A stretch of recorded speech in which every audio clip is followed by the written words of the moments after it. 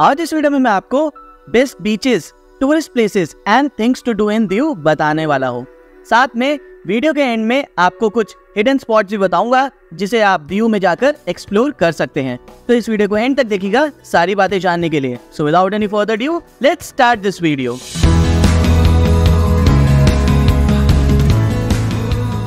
दीव बहुत ही ज्यादा सुंदर और प्यारी जगह है। दीव को आप वन डे में बड़े आराम से एक्सप्लोर कर सकते हैं।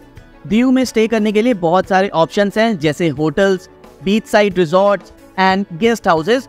स्टे ऑप्शन के बारे में जानने के लिए ऊपर आई बटन पे वीडियो अटैच है, आप उसे चेक कर सकते हैं। तो आइए अपनी दीव को लिस्ट को स्टार्ट करते हैं। सबसे पहली जो जगह दीव में विजिट करने के लिए है वो है INS कुर्की वेसल म्यूजियम।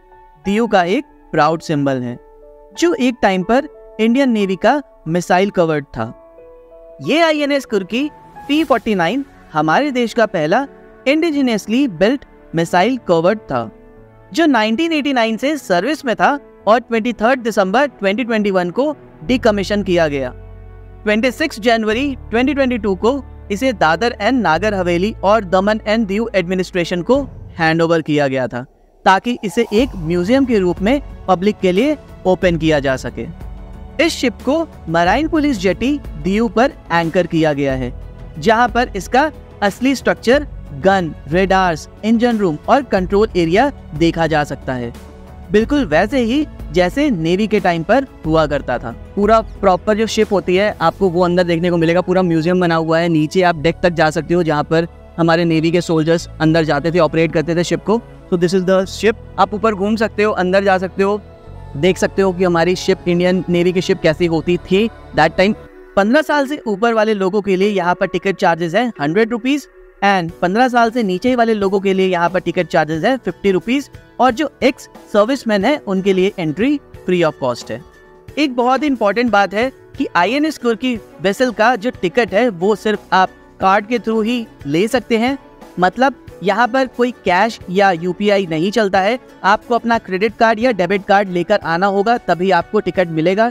मैं भी अपना कार्ड होटल में भूल गया था, फिर मैं दोबारा होटल गया और मैं अपना कार्ड लेकर आया, फिर मैंने यहाँ पर टिकट परचेज की थी। तो आप ध्यान से अपना कार्ड जरूर लेकर आए जिसके थ्रू आप अपनी टिकट के लिए पे करेंगे और टिकट लेंगे। सो हमने INS कुर्की म्यूजियम को एक्सप्लोर किया और आपने देखा अंदर से पूरा शिप कैसे दिखता है। सेकेंड प्लेस जो दीव के लिस्ट में है वो है दीव फोर्ट। दीव का सबसे बड़ा और मोस्ट आइकॉनिक मॉन्यूमेंट है दीव फोर्ट, जो आइलैंड के ईस्टर्न साइड पर समुद्र के बिल्कुल किनारे बना हुआ है। 1535 में गुजरात के सुल्तान बहादुर शाह और पोर्टुगीज ने मिलकर इसे बनवाया था, जब मुगल एम्परर हुमायूं ने गुजरात पर अटैक किया था। बाद में 1546 में Portuguese governor John D Castro ने एक्सपैंड और रिबिल्ड किया इसे।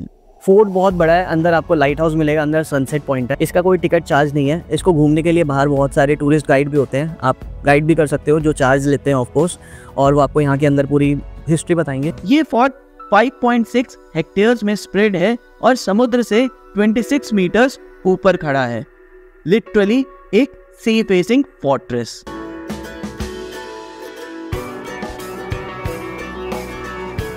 समुद्र की हवा, पुराने पत्थर की दीवारें और उनमें कैनन का इंटिमिडेटिंग प्रेजेंस।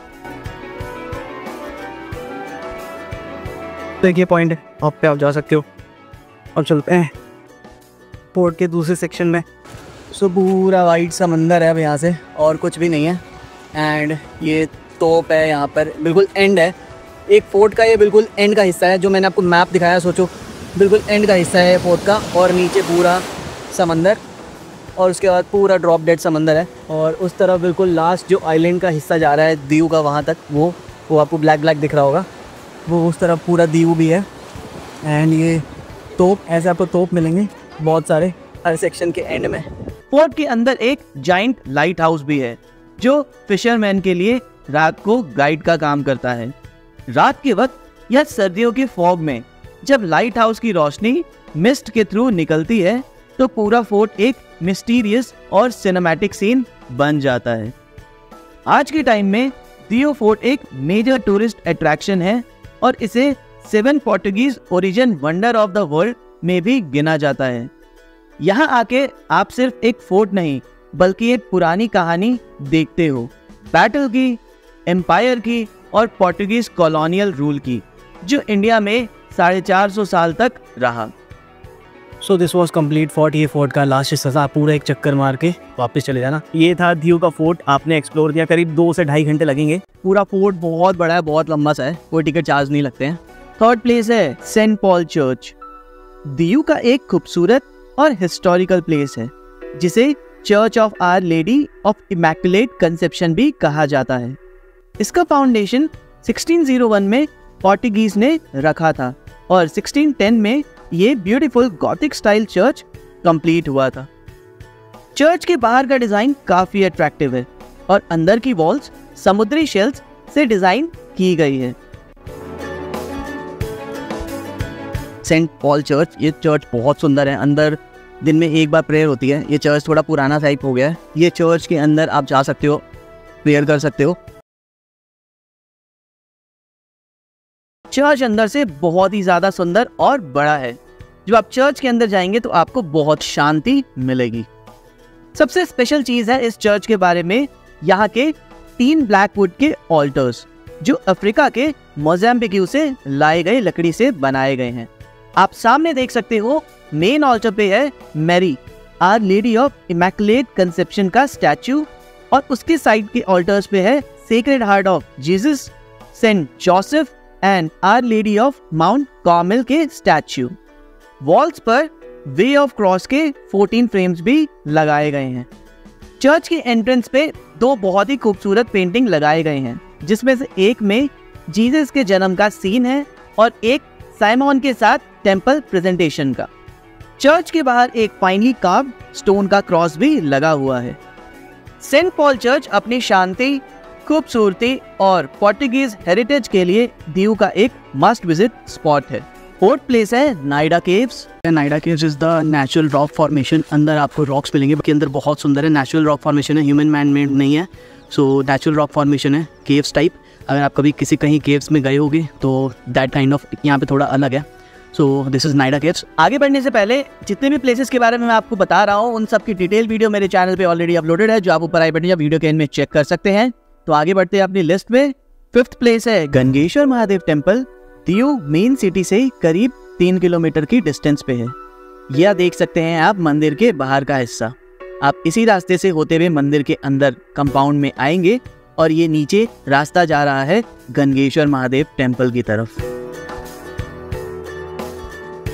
तो आइए अब चलते हैं भोलेनाथ के दर्शन के लिए।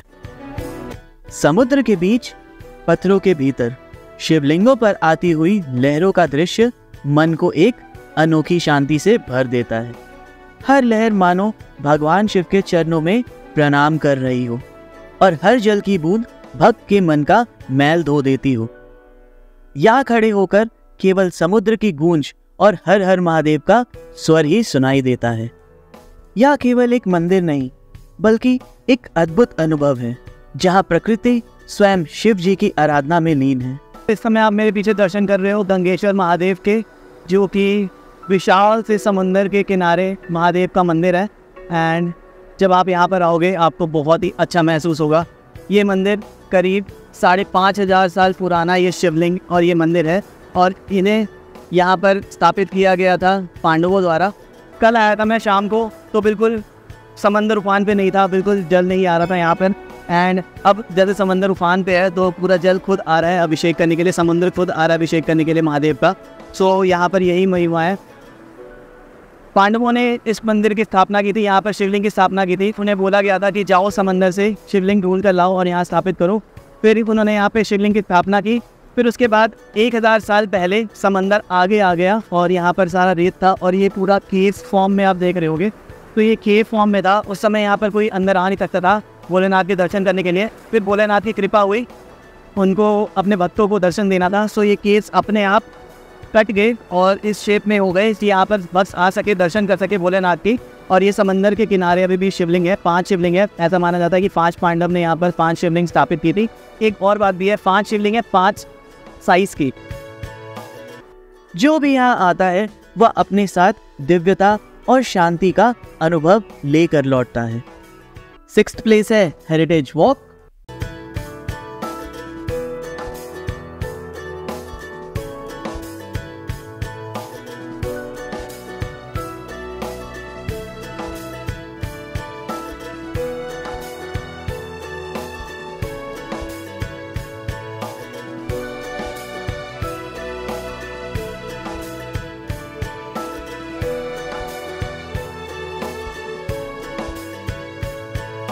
सो ये ऊपर सीढ़ियाँ चढ़ के फिर इधर वॉक की तरह आप आ जाओ, ग्रेट वॉल ऑफ चाइना की तरह।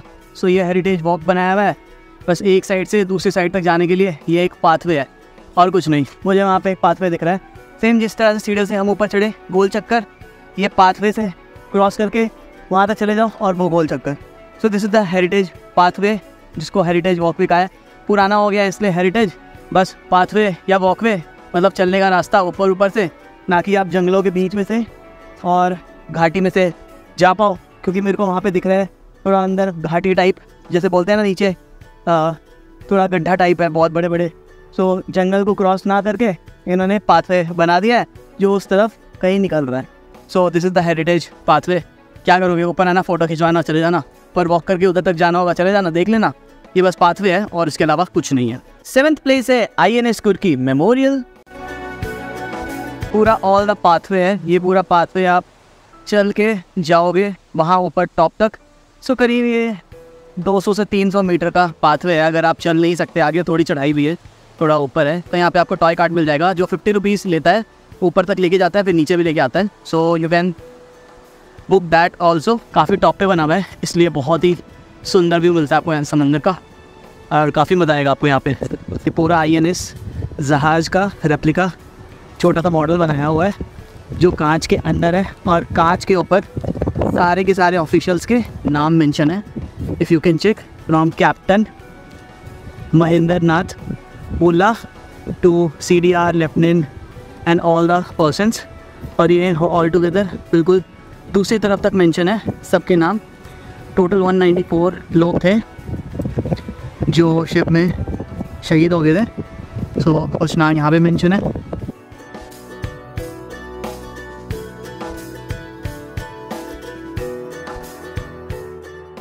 एट प्लेस है नागोआ बीच। नागोआ बीच को दीव का हार्ट भी माना जाता है, जहाँ पर सबसे ज्यादा टूरिस्ट जाते हैं। ये बीच अपने horse shoe shape shore line और कोकोनट पाम ट्री के लिए बहुत फेमस है। यहाँ पर बहुत सारी वाटर स्पोर्ट्स एक्टिविटीज होती हैं, जैसे paragliding, parasailing, banana boat ride, jet ski ride और भी बहुत सारी वाटर स्पोर्ट्स एक्टिविटीज आपको यहाँ पर देखने को मिलेगी। बीच के पास आपको बहुत सारे रिजॉर्ट, रेस्टोरेंट्स एंड शैक्स मिल जाएंगे जहाँ पर आप लोकल फूड एंजॉय कर सकते हैं। अगर आप दीव जा रहे हैं तो नागोआ बीच को बिल्कुल मिस मत कीजिएगा। नागोआ बीच में वाटर स्पोर्ट्स एक्टिविटीज जुलाई टू सितंबर बंद रहती है मॉनसून टाइम पर। बाकी विंटर्स एंड समर्स में आपको बहुत सारी वाटर स्पोर्ट्स एक्टिविटीज देखने को मिलेंगी। जैसे आप ये लिस्ट देख सकते हैं, यहाँ पर प्राइस भी मेंशन है। जेट स्की के लिए 300 पर पर्सन, बनाना राइड के लिए 250 पर पर्सन, डिस्को रिंग के लिए 500 पर पर्सन, पैरासेलिंग के लिए 1000 पर पर्सन, सी पैरासेलिंग के लिए 1000 पर पर्सन, और भी बहुत सारे एक्टिविटीज के प्राइस आप चेक कर सकते हैं। ये प्राइस डिपेंड करता है सीजन वाइज। जब पीक सीजन होता है तो प्राइस बढ़ भी सकते हैं, नॉर्मल डेज में आपको ये प्राइस देखने को मिलेगा नागोआ बीच में for water sports activities. 9th place है जालंधर बीच।